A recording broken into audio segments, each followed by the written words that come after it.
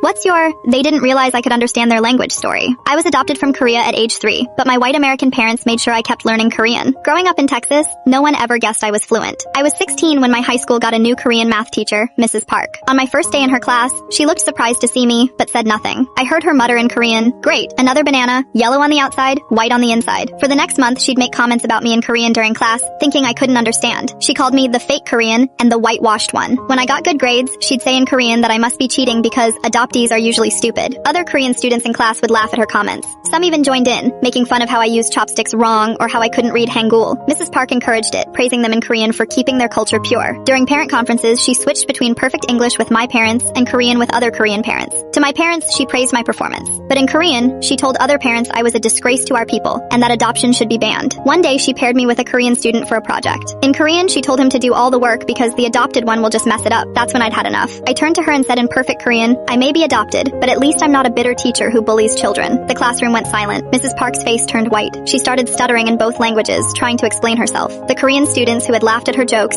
sank in their seats, realizing I had understood every insult. I switched to formal Korean, the kind you use with elders, making my words even more cutting. I told her I had recorded every comment she made about me and other students. I had dates, times, and exact quotes written down. She begged me in Korean not to tell anyone. She said she would lose her visa if she got fired. I replied in Korean that she should have thought about that before mocking children in what she thought was a secret language. The next day, the principal called me into his office. Mrs. Park had told him I was disruptive in class. I played him the recordings on my phone. Her voice filled his office, calling me and other students horrible names in Korean while speaking sweetly in English. The principal, who was Korean American himself, listened with a clenched jaw. He had hired Mrs. Park personally, thinking she would be a good role model for Asian students. By lunch, she was escorted from the building. 2 months later, I got a letter from the Korean embassy. Mrs. Park had been fired from 6 previous schools for similar behavior. She targeted adopted Korean children specifically, thinking they wouldn't understand her. But I wasn't the first one who did. The Korean American Teachers Association wrote me a formal apology. They had video from my class showing how other students joined in the bullying. Every Korean student who had participated had to take cultural sensitivity training.